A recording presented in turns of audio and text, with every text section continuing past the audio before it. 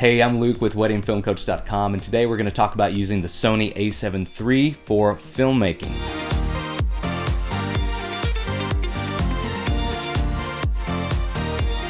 Hey, thanks for stopping by the channel. If you like what you see and it helps you, it would mean the world to me if you subscribe, hit that bell for notifications, and you're going to get more and more content like this to help you out every single week. And so let's get started with the Sony A7 III for filmmaking. This is a great camera, and I think it's just going to help you go above and beyond what you've been able to do with your image quality, with your workflow, and all the things that go into filmmaking. And so, of course, I do wedding filmmaking, and it's all about run and gun. It's all about being in the moment, and you have to be on your feet, and you have to make sure that these cameras work for you. And so you have to be able to change settings quickly. You have to be able to depend upon the different instruments that are in here to meter your exposure, to your white balance. You have to make sure that your slow motion works well and that it's not going to be choppy. All of those things, you really have to depend upon these cameras to do good work for you.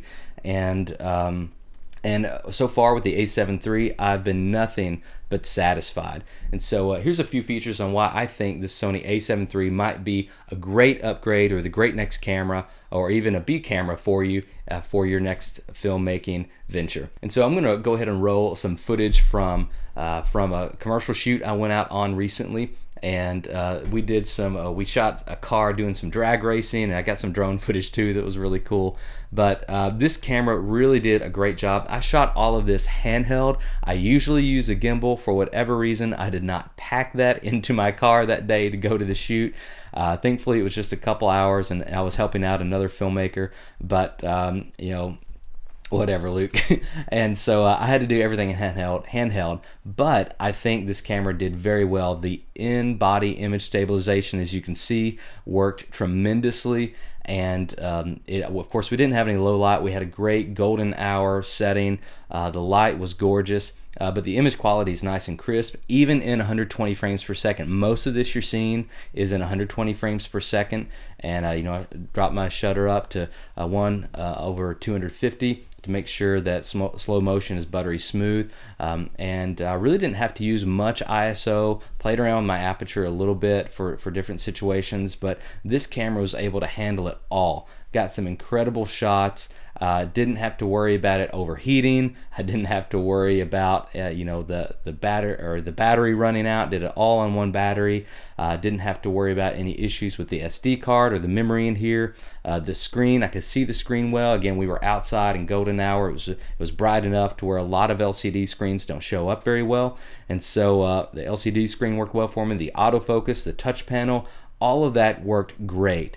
And definitely a step up as far as usability. It's a step up from my Sony A7S II, which has incredible image quality and incredible low light performance. But in this specific setting where we had a little bit of control over the light because of our planning, and we had control over when things were happening because of the directing that was taking place, the low light wasn't as big of a necessity.